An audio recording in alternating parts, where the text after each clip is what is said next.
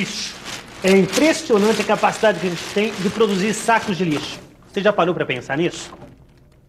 Ainda mais no nosso mundo moderno, cheio de produtos novos e suas respectivas embalagens.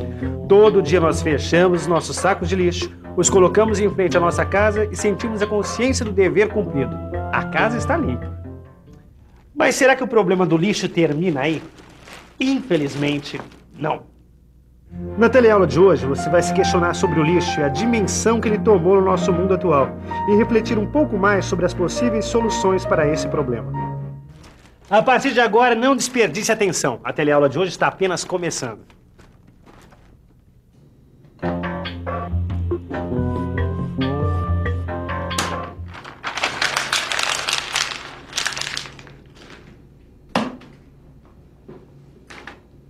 Pra deixar aí mesmo, meu velho. É aquela história do peixe mágico que eu escrevi sobre a poluição da água, lembra? Então, a impressão saiu péssima. Eu acho que eu vou ter que trocar o cartucho de tinta da impressora. Não, mas você pensa que os problemas ambientais terminam na poluição da água, né? Você está esquecendo do lixo, Edgar. Mas é só uma folha de papel mesmo? É só uma folha de papel, mas depois você joga outra, depois mais outra e mais outra. E o cartucho de tinta? Você vai fazer o que com ele? Vai guardar de recordação? Bom, vou jogar no lixo também. Então, esse exatamente é o problema do lixo. Cada um de nós produz um pouquinho. Numa cidade com milhões de habitantes, chega uma hora que ninguém mais sabe o que fazer com tanto lixo. O senhor mora aqui há muito tempo? Há 58 anos. E este bairro aqui mudou muito? Consideravelmente. O bairro antigamente era tudo praticamente barro, a Silva Romero era barro, e hoje já está completamente diferente, já com asfalto, enfim, é como se fosse o dia e a noite, vai. O que mudou? Mudou o comércio, antigamente o comércio já era bem menos do que hoje, números de prédio que antigamente quase não existia, então hoje já o número de prédio, número de pessoas, quer dizer, então mesmo aqui a mudança foi considerável. Aumentou muito o número de pessoas? Demais, demais. Como que era antes? Antes era bem menos, né? Bem menos pessoas. Hoje tem bem mais pessoas. E a mesma coisa acontece na maioria dos bairros e das cidades. No mesmo espaço onde havia uma casa antiga que abrigava uma família, que tinha em média 6, 7 pessoas, foi construído um prédio de muitos andares, com dezenas de apartamentos e centenas de moradores. Isso por toda a cidade. Em outras palavras, a tendência urbana de crescimento é sempre a verticalização. E o que isso acarreta? O aumento da população no bairro. Aumenta também o número de carros, causando problemas no trânsito, aumenta o barulho e aumenta o lixo.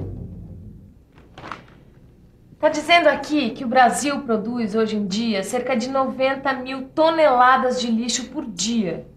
90 mil toneladas, dá para acreditar? Isso corresponde a 30 mil caminhões de lixo cheios.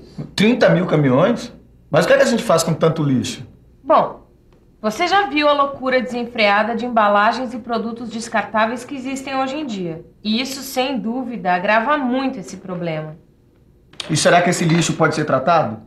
Olha, está escrito aqui que grande parte desse lixo pode ser reciclado. E a outra parte é constituída por material orgânico que pode ser decomposto por micro-organismos. Bom, então tá na hora da gente começar a pensar numa política séria de tratamento do lixo, né? Exato. O certo é sobrar uma quantidade mínima de lixo para ser enterrado ou incinerado. Mas hoje em dia, cerca de 88% de lixo é atirado nos lixões. 10% vai para os aterros sanitários. E só 2% só, dá para acreditar, é que é usado nas usinas de tratamento. Bom, eu gostaria de saber o que é que acontece com o lixo nesses lugares, né? E você? Não?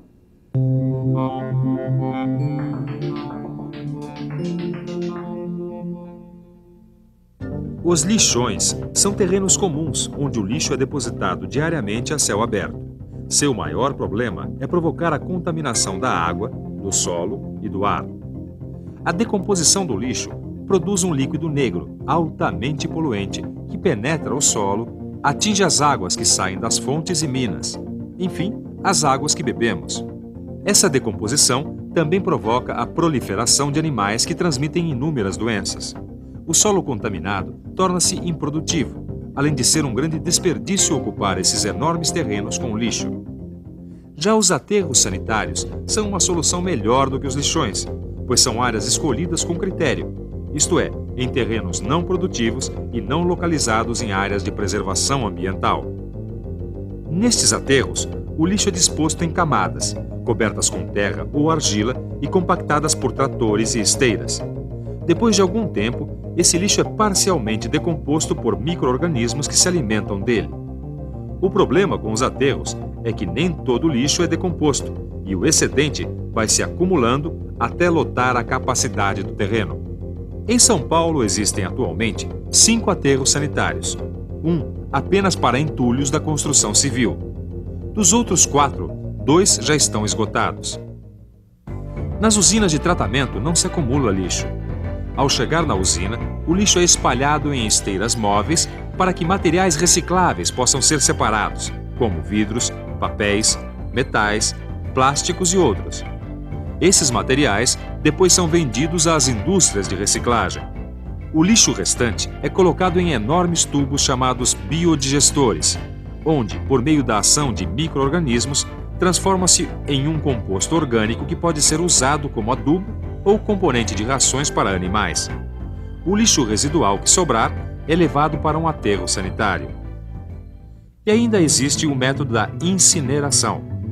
O lixo incinerado é proveniente de hospitais, clínicas veterinárias ou materiais tóxicos. Os gases contidos na fumaça do lixo podem ser poluentes se não forem corretamente tratados. Portanto, se a gente quiser aumentar a vida útil dos aterros, não basta apenas jogar o lixo nos sacos plásticos. A gente precisa reaprender a jogar o lixo fora. Ou seja, a gente precisa aprender a reutilizar e a reciclar o lixo. E se você quiser participar da coleta seletiva de lixo, você deve jogar os diferentes materiais nos coletores apropriados. Esse sistema ainda não está sendo muito bem utilizado. Falta divulgação e a coleta domiciliar é deficiente. Para você ter uma ideia, das 12 mil toneladas de lixo recolhidas diariamente em São Paulo, apenas 10 toneladas vão para a reciclagem. Só 10 toneladas? Eu não tinha ideia de que era tão pouco, viu? Você entendeu agora por que eu peguei de volta a folha que você jogou no lixo? Daqui pra frente eu vou entrar de cabeça nessa história da coleta seletiva do lixo, viu, Edgar? Nilza, você tem razão, viu?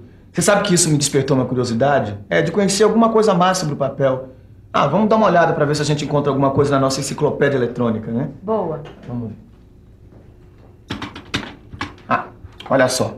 O papel foi inventado na China, e lá pelo século II a.C. e chegou à Europa apenas no século XI. Mas hoje em dia a fabricação do papel é completamente diferente. Ele é fabricado a partir da pasta de celulose, obtida através da moagem da mistura de madeira e água. E olha só, esse processo de cozimento polui a água e o ar.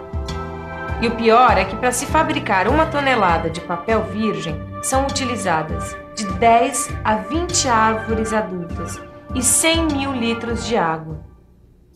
Eu estava lendo num documento que eu tirei numa BBS uma coisa incrível. Quando você recicla o papel, a quantidade de água empregada diminui para apenas 2 mil litros. Olha que diferença. Bom, isso sem falar que o melhor é evitar o corte de 10 a 20 árvores. Nossas florestas agradeceriam, hein? Isso sem dúvida. Bom, sem falar que a energia gasta no processo de reciclagem é 71% menor do que a empregada no processo de produção do papel virgem. Sem falar também que esse processo não é poluidor. Viva o papel reciclado, hein?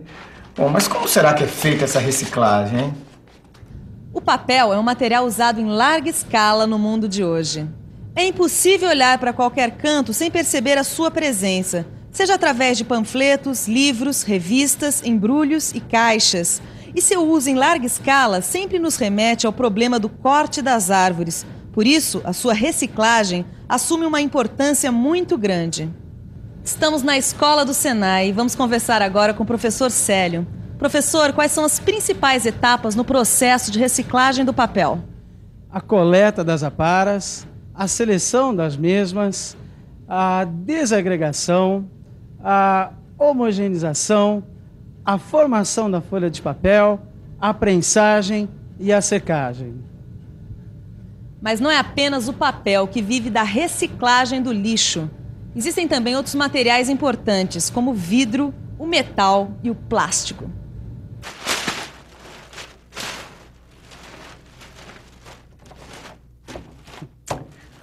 Há muito o que dizer sobre esses materiais, e você vai encontrar no seu livro de estudos uma descrição pormenorizada de cada um deles. Alguns deles, como o vidro e o metal, acompanham o homem há milênios, outros, como o plástico, são mais recentes.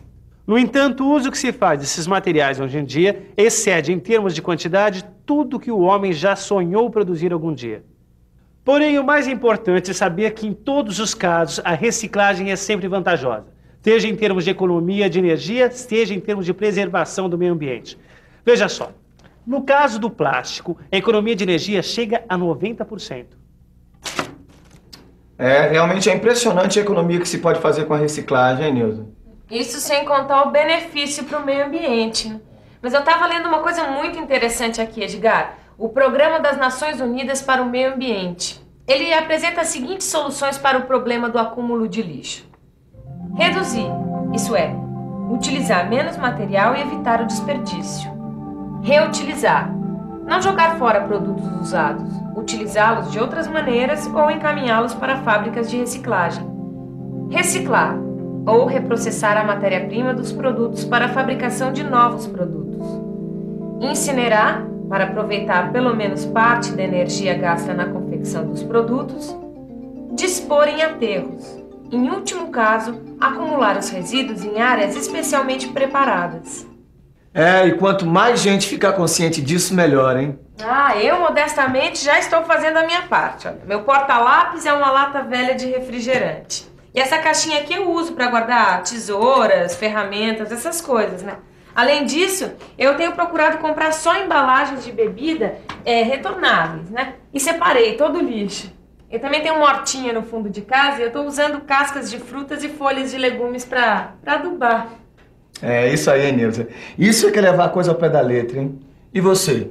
Não desperdice seu tempo não, hein? É hora de reciclar. Quero dizer, é hora de revisar tudo que a gente aprendeu na teleaula de hoje. E atenção, se liga aí que é a hora da revisão. Na teleaula de hoje, você constatou que o aumento da população urbana ocasionou um grande problema: o excesso de lixo. Conheceu também algumas formas de tratamento do lixo, seus defeitos e qualidades. Viu que a solução para esse problema passa sempre por um ponto: a reciclagem. Por fim, conheceu como é feita a reciclagem de um material muito utilizado no nosso dia a dia: o papel. E não se esqueça de reservar com o seu jornaleiro o seu livro de estudos, para se aprofundar ainda mais nesse fascinante assunto. Tchau!